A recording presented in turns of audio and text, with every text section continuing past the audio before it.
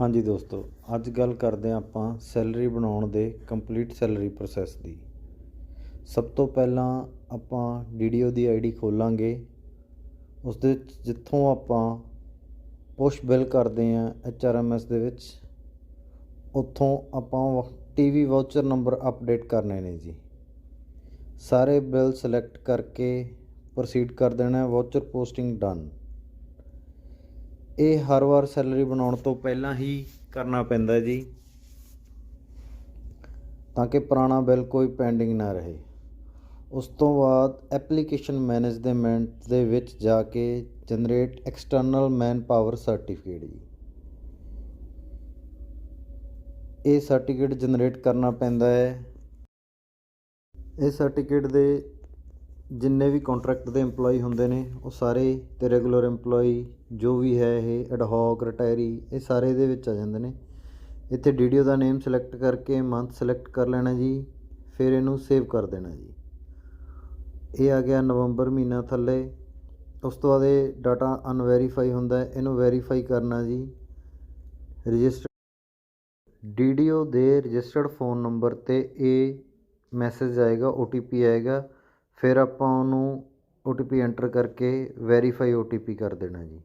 ਇਹ ਸਾਰਾ ਕੁਝ ਆਪਾਂ ਡੀਡੀਓ ਵਾਲੀ ਆਈਡੀ 'ਚ ਕਰਨਾ ਹੈ। ਇੱਥੋਂ ਫਿਰ ਪ੍ਰਿੰਟ ਸਰਟੀਫਿਕੇਟ ਕਰ ਲੈਣਾ ਜੀ ਆਪਾਂ। ਇਹ ਡੀਡੀਓ ਲੈਵਲ ਦਾ ਪ੍ਰੋਸੈਸ ਕੰਪਲੀਟ ਹੋ ਗਿਆ ਹੈ ਜੀ। ਹੁਣ ਆਪਾਂ ਕਲਰਕ ਦੀ ਆਈਡੀ ਨੂੰ ਲੌਗਇਨ ਕਰਾਂਗੇ ਅਤੇ ਉਹਦੇ ਤੋਂ ਅਗਲਾ ਪ੍ਰੋਸੈਸ ਦੇਖਾਂਗੇ।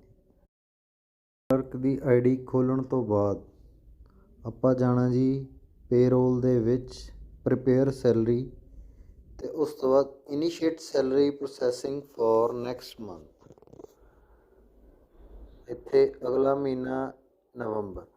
ਇਹ ਜੋ ਸੈਲਰੀ ਦਾ ਪ੍ਰੋਸੈਸ ਹੈ ਆਪਾਂ HRMS ਦੇ ਵਿੱਚ 20 ਤਰੀਕ ਤੋਂ ਬਾਅਦ ਕਰ ਸਕਦੇ ਹਾਂ। IFMS ਦੇ ਵਿੱਚ ਇਹੀ ਪ੍ਰੋਸੈਸ 23 ਤਰੀਕ ਤੋਂ ਬਾਅਦ ਸ਼ੁਰੂ ਹੁੰਦਾ ਹੈ। ਇਹ 4 ਬਿੱਲ ਨੇ। ਅਗਰ ਕੋਈ EMPLOYE ਨਵਾਂ ਆਇਆ ਗਿਆ ਹੈ ਤਾਂ ਇਹਨੂੰ ਇੱਥੇ ਬਿੱਲਾਂ ਨੂੰ ਯੈਸ ਕਰਨਾ ਹੈ ਅਤੇ ਉਹਦੀ ਐਂਟਰੀ ਵਿੱਚ ਕਰਨੀ ਹੈ। ਅਦਰਵਾਈਜ਼ ਇਹ ਸਾਰਾ ਕੁਛ ਨੋ ਕਰਕੇ ਹੀ ਸਾਰੇ ਬਿੱਲ ਅੱਗੇ ਪ੍ਰੋਸੈਸ ਹੋ ਜਾਣੇ ਨੇ। ਜਿੰਨੇ ਵੀ ਤੁਹਾਡੇ ਬਿੱਲ ਨੇ ਸਾਰੇ ਪ੍ਰੋਸੈਸ ਕਰ ਦੇਣੇ ਨੇ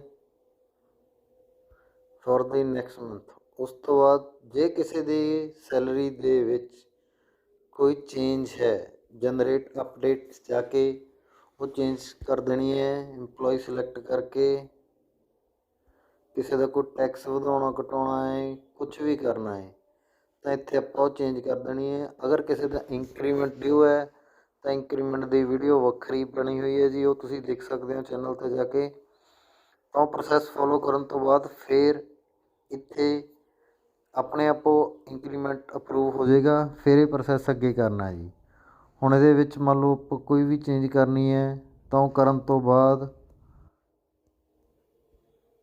ਮੈਂ ਚੇਂਜ ਨਹੀਂ ਕਰ ਰਿਹਾ, ਪ੍ਰੋਸੈਸ ਸੈਲਰੀ ਕਰ ਦੇਣਾ ਜੀ, ਜਿਹੜੇ ਬਿੱਲ 'ਚ ਵੀ ਕਰਨੀ ਹੈ। ਉਸ ਤੋਂ ਬਾਅਦ ਫਿਰ ਪੇਰੋਲ ਦੇ ਵਿੱਚ ਹੀ ਜਾ ਕੇ submit salary bill for verification, ਇਹਦੇ 'ਤੇ ਕਲਿੱਕ ਕਰ ਦੇਣਾ ਜੀ।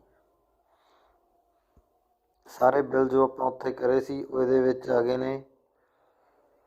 ਸੈਲਰੀ ਦਾ ਇੱਕ ਮੇਨ ਬੇਸਿਕ ਜਿਹਾ ਕੰਸੈਪਟ ਇਹ ਹੈ ਕਿ ਸਭ ਤੋਂ ਪਹਿਲਾਂ ਕਲਾਸ 4 EMPLOYE ਦੀ ਸੈਲਰੀ ਦੇਣੀ ਹੈ, ਫਿਰ ਕਲਾਸ 3, ਫਿਰ 2, ਫਿਰ 1। ਇਸੇ ਤਰ੍ਹਾਂ ਇੱਥੇ ਵੀ ਉਹੀ ਬਿੱਲ ਆਪਾਂ ਉਸੇ ਅਕੋਰਡਿੰਗ ਸੈਂਡ ਕਰਨੇ ਨੇ। ਜਿਵੇਂ ਸਭ ਤੋਂ ਪਹਿਲਾਂ ਕਲਾਸ 4 ਦਾ ਬਿੱਲ, ਉਹਨੂੰ ਸੈਂਡ ਫॉर ਵੈਰੀਫਿਕੇਸ਼ਨ ਕਰਨਾ ਜੀ। ਫਿਰ ਕਲਾਸ 3 ਦਾ ਬਿੱਲ ਸੈਂਡ ਕਰਨਾ ਜੀ, ਕਿਉਂਕਿ ਗਵਰਨਮੈਂਟ ਦੀਆਂ ਸਪਸ਼ਟ ਹਦਾਇਤਾਂ ਨੇ। ਫਿਰ ਕਲਾਸ 2 ਕਿ ਸਭ ਤੋਂ ਪਹਿਲਾਂ ਕਲਾਸ 4 ਨੂੰ ਸੈਲਰੀ ਦੇਣੀ ਹੈ, ਫਿਰ ਕਲਾਸ 3 ਨੂੰ, ਫਿਰ 2 ਨੂੰ, ਫਿਰ 1 ਨੂੰ। ਬਿੱਲਾਂ ਦੀ ਸੈਟਿੰਗ ਵੀ ਇਸੇ ਤਰ੍ਹਾਂ ਕਰਨੀ ਹੈ ਵੀ ਸਾਰੇ ਕਲਾਸ 4 EMPLOYE ਇੱਕ ਬਿੱਲ 'ਚ ਹੋਣ, GPF ਦੇ ਵੱਖਰੇ, CPF ਦੇ ਵੱਖਰੇ। ਇਹ ਸਾਰੇ ਬਿੱਲ ਹੁਣ ਇੱਥੋਂ ਸੈਂਡ ਹੋ ਕੇ ਡੀਡੀਓ ਦੀ ਆਈਡੀ ਵਿੱਚ ਚਲੇ ਗਏ ਨੇ ਜੀ। ਹੁਣ ਆਪਾਂ ਦੁਬਾਰਾ ਤੋਂ ਡੀਡੀਓ ਦੀ ਆਈਡੀ ਓਪਨ ਕਰਾਂਗੇ ਅਤੇ ਉਹਦੇ 'ਚ ਅਗਲਾ ਪ੍ਰੋਸੈਸ ਸਮਝਾਂਗੇ। ਇਹ ਡੀਡੀਓ ਦੀ ਆਈਡੀ ਖੋਲ੍ਹ ਲਈ ਹੈ ਜੀ। ਇੱਥੇ ਕੋਈ ਕੰਮ ਪੈਂਡਿੰਗ ਸੀ, ਵਾਚ ਅਪਲਾਈਡ, ਤੇ ਜੋ ਵੀ ਸੀ ਆਪਾਂ ਉਹਨੂੰ ਪਹਿਲਾਂ ਕੰਪਲੀਟ ਕਰਾਂਗੇ ਜੀ।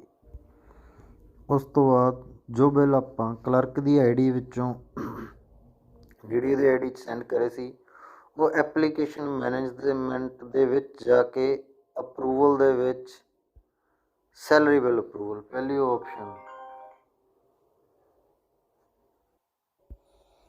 ਫਿਰ ਇਹ ਸੈਲਰੀ ਬਿੱਲ ਅਪਰੂਵਲ 'ਚ ਆ ਜਾਣੇ ਨੇ। ਇੱਥੇ ਇਕੱਲੇ ਇਕੱਲੇ ਬਿੱਲ ਨੂੰ ਆਪਾਂ ਅਪਰੂਵ ਕਰ ਦੇਣਾ ਜੀ, ਸਬਮਿਟ। ਇਹ ਜਦੋਂ ਸਬਮਿਟ ਕਰਨਾ ਹੈ, ਇਹ ਡੇਟ ਆਟੋਮੈਟਿਕਲੀ ਆਪਣੇ ਆਪ ਇਹਨੇ ਨੈਕਸਟ ਮੰਥ ਦੀ 1 ਤਰੀਕ ਚੱਕਣੀ ਹੈ। ਇਹਨੂੰ ਆਪਾਂ ਕੋਈ ਚੇਂਜ ਨਹੀਂ ਕਰਨਾ, ਐਜ਼ ਇਟ ਇਜ਼ ਕੱਲਾ ਕੱਲਾ ਬਿੱਲ ਸਾਰੇ ਹੀ ਬਸ ਸੈਂਡ ਕਰ ਦੇਣੇ ਨੇ। ਇਹ ਜਦੋਂ ਅਪਰੂਵਲ 'ਚੋਂ ਬਿੱਲ ਸੈਂਡ ਹੋ ਗਏ, ਫਿਰ ਇਹ ਸਾਰੇ ਦੇ ਸਾਰੇ ਬਿੱਲ IFMS ਇੰਟੀਗ੍ਰੇਸ਼ਨ ਦੀ 4th option push HRMS bill ਦੇ ਵਿੱਚ ਆ ਜਾਣੇ ਨੇ ਜੀ। ਇੱਥੇ ਮੰਥ ਸਿਲੈਕਟ ਕਰਾਂਗੇ, ਸਰਚ ਕਰੇ ਤੇ ਇਹ ਸਾਰੇ ਆ ਜਾਣੇ ਨੇ। ਇਹ ਦੇਖੋ ਇੱਥੇ ਮੈਸੇਜ ਆ ਰਿਹਾ IFMS salary cycle at note started, ਜੋ ਕਿ 23 ਤਰੀਕ ਤੋਂ ਬਾਅਦ ਸਟਾਰਟ ਹੁੰਦਾ ਹੈ। ਠੀਕ ਹੈ ਜੀ, ਇਸ ਲਈ ਇਹ 23 ਤਰੀਕ ਤੋਂ ਬਾਅਦ ਜਦੋਂ IFMS ਸੈਲਰੀ ਬਣਨੀ ਸਟਾਰਟ ਹੋ ਗਈ, ਉਸ ਤੋਂ ਬਾਅਦ ਇੱਥੇ ਬਿੱਲ ਪੁਸ਼ ਬਿੱਲ ਦੀ ਆਪਸ਼ਨ ਆਏਗੀ। ਉਹ ਤੁਹਾਨੂੰ ਦੱਸਦਾ ਹੈ ਵੀ ਕਿਸ ਤਰ੍ਹਾਂ ਆਏਗੀ।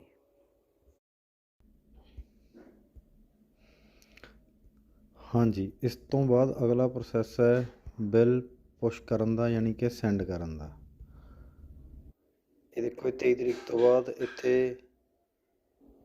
ਇਸ ਤਰ੍ਹਾਂ ਜਦੋਂ ਆਪਾਂ ਬਿੱਲ ਮੰਥ ਸਿਲੈਕਟ ਕਰਦੇ ਹਾਂ ਤਾਂ ਇਹ ਪੁਸ਼ ਬਿੱਲ ਦੀ ਆਪਸ਼ਨ ਆ ਜਾਂਦੀ ਹੈ।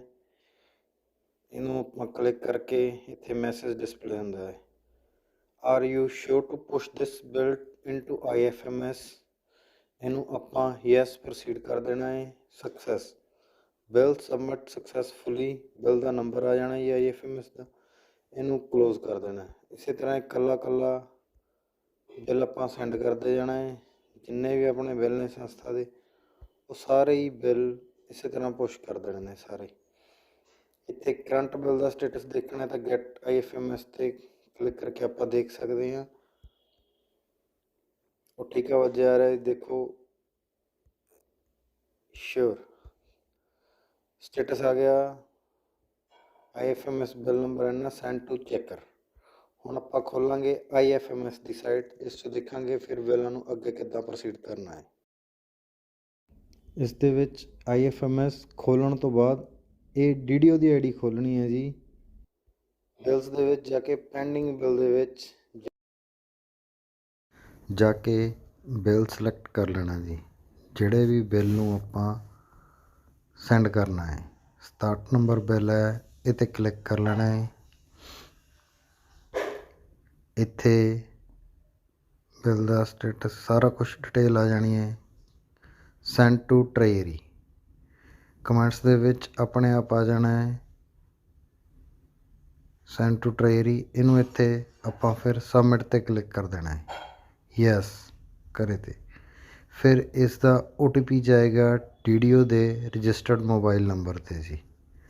ਉਹਨਾਂ ਤੋਂ OTP ਲੈ ਕੇ ਇਹਦੇ ਵਿੱਚ ਆਪਾਂ OTP ਫਿਲ ਕਰ ਦੇਣਾ ਹੈ। ਫਿਰ ਇਹ ਬਿੱਲ ਸਬਮਿਟ ਸਕਸੈਸਫੁਲੀ ਦੀ ਆਪਸ਼ਨ ਆਏਗੀ। ਬਿੱਲ ਆਪਣੀ ਆਈਡੀ ਵਿੱਚੋਂ ਖਜ਼ਾਨੇ ਦੀ ਆਈਡੀ ਵਿੱਚ ਚਲਾ ਗਿਆ ਹੈ ਜੀ। ਇਸ ਤਰ੍ਹਾਂ ਦਾ ਮੈਸੇਜ ਡਿਸਪਲੇ ਹੋਏਗਾ ਜੀ। ਇਹ ਸਾਰੇ ਬਿੱਲ ਸਬਮਿਟ ਹੋ ਗਏ ਜੀ। ਪੈਂਡਿੰਗ ਬਿੱਲਾਂ ਵਿੱਚ ਕੁਛ ਨਹੀਂ ਪਿਆ। ਹੁਣ ਸਬਮਿਟ ਬਿੱਲ ਦੇ ਵਿੱਚ ਦੇਖੋ ਬਾਕੀ ਬਿੱਲ ਪਾਸ ਹੋਏ ਹੋਏ ਨੀਚੇ ਨੇ ECS ਪ੍ਰੀਪੇਅਰ ਜੋ ਵੀ ਹੈ। ਇਹ ਉੱਪਰਲੇ ਬਿੱਲ 1 2 3 1 2 3 4 5 ਇਹ ਉੱਪਰਲੇ 4 ਬਿੱਲ ਪੈਂਡਿੰਗ ਨੇ ਜੀ, ਸੈਲਰੀ ਦਾ ਬਿੱਲ। ਇਸ 'ਤੇ ਕਲਿੱਕ ਕਰਕੇ ਇੱਥੇ ਪ੍ਰਿੰਟ ਬਿੱਲ 'ਤੇ ਚਲੇ ਜਾਣਾ ਹੈ। ਟਰੇਰੀ ਨੂੰ ਭੇਜਣ ਵਾਲੇ ਬਿੱਲਾਂ ਦੀ ਇੱਥੋਂ ਪ੍ਰਿੰਟ ਆਪਾਂ ਕੱਢ ਸਕਦੇ ਹਾਂ ਜੀ। ਇਸੇ ਤਰ੍ਹਾਂ HRMS ਦੇ ਤੁਹਾਨੂੰ ਦੱਸਦੇ ਹਾਂ ਵੀ ਪ੍ਰਿੰਟ ਕਿੱਥੋਂ ਨਿਕਲਣਾ ਜੀ। ਉਸ ਦੇ ਵਿੱਚ DDO ਦੀ ਆਈਡੀ ਖੋਲ੍ਹ ਲੈਣੀ ਹੈ ਜੀ, ਜਿੱਥੇ ਬਿੱਲ ਆਪਾਂ ਅਪਰੂਵ ਕਰੇ ਸੀ ਅਤੇ ਅੱਗੇ ਸੈਂਡ ਕਰੇ ਸੀ। ਇੱਥੇ ਆ ਜਾਂਦਾ salary pay bill register and schedule. ਇੱਥੋਂ ਜਸਟ ਸਿੰਪਲ ਮੰਥ ਸਿਲੈਕਟ ਕਰਨਾ ਹੈ, ਕੋਈ ਵੀ ਡੇਟ ਸਿਲੈਕਟ ਕਰਕੇ ਕਿਹੜਾ ਬਿੱਲ ਦਾ ਨੇਮ ਹੈ ਉਹਦੇ ਗੋ 'ਤੇ ਕਲਿੱਕ ਕਰ ਦੇਣਾ ਜੀ। ਇਸ ਤਰ੍ਹਾਂ ਸਾਰੇ ਰਜਿਸਟਰ ਸ਼ਡਿਊਲ ਸਾਰੇ ਇੱਥੇ ਆ ਜਾਣੇ। ਇਕੱਲੇ ਇਕੱਲੇ ਦਾ ਆਪਾਂ PDF ਜਨਰੇਟ ਕਰ ਸਕਦੇ ਹਾਂ। ਜਿਹੜਾ ਪਹਿਲਾ ਇਹ ਪੇਬਲ ਰਜਿਸਟਰ ਉਹਦੀ ਐਕਸਲ ਫਾਈਲ ਵੀ ਜਨਰੇਟ ਕਰ ਸਕਦੇ ਹਾਂ। ਬਾਕੀਆਂ ਦੀ ਸਿਰਫ ਔਰ ਸਿਰਫ PDF ਹੀ ਜਨਰੇਟ ਹੋਏਗੀ। ਇਕੱਲਾ ਇਕੱਲਾ PDF ਜਨਰੇਟ ਕਰਕੇ ਇਕੱਠੇ ਨਹੀਂ ਹੋਣੇ, ਇਹ ਇਕੱਲਾ ਇਕੱਲਾ ਹੀ ਕਰਨਾ ਪੈਂਦਾ। ਇਹਨੂੰ ਇਕੱਠੇ ਜਨਰੇਟ ਕਰਨ ਲਈ ਈਮੇਲ ਕੀਤੀ ਹੈ HRMS ਨੂੰ। ਜਦੋਂ ਹੀ ਕੋਈ ਅਪਡੇਸ਼ਨ ਹੋਏਗੀ ਉਹ ਤੁਹਾਨੂੰ ਦੱਸ ਦੇਵਾਂਗੇ। ਤੇ ਫਿਰ ਇਹ ਜਨਰੇਟ ਹੋਣ ਤੋਂ ਬਾਅਦ ਦੁਬਾਰਾ ਆਪਾਂ ਇਹਨਾਂ ਦੇ ਪ੍ਰਿੰਟ ਕੱਢ ਸਕਦੇ ਹਾਂ। ਸਮਟਾਈਮ ਸਰਵਰ ਸਲੋ ਹੋਣ ਕਰਕੇ ਕੋਈ ਐਰਰ ਵੀ ਆ ਜਾਂਦੀ ਹੈ। ਇਹ ਸਾਰੇ ਜਨਰੇਟ ਹੋ ਗਏ। ਇਸੇ ਤਰ੍ਹਾਂ ਹਰ ਇੱਕ ਬਿੱਲ ਨੂੰ ਸਿਲੈਕਟ ਕਰਕੇ ਆਪਾਂ ਪ੍ਰਿੰਟ ਕੱਢ ਸਕਦੇ ਹਾਂ ਜੀ। ਇਹ ਸੀ ਸੈਲਰੀ ਬਣਾਉਣ ਦਾ ਕੰਪਲੀਟ ਪ੍ਰੋਸੈਸ। ਹਰ ਮਹੀਨੇ ਦੀ ਰੈਗੂਲਰ ਸੈਲਰੀ, ਕਿਸੇ ਦੀ ਇੰਕਰੀਮੈਂਟ ਹੈ ਤਾਂ ਉਹ ਵੱਖਰੇ ਤੌਰ 'ਤੇ ਆਪਾਂ ਕਰ ਸਕਦੇ ਹਾਂ।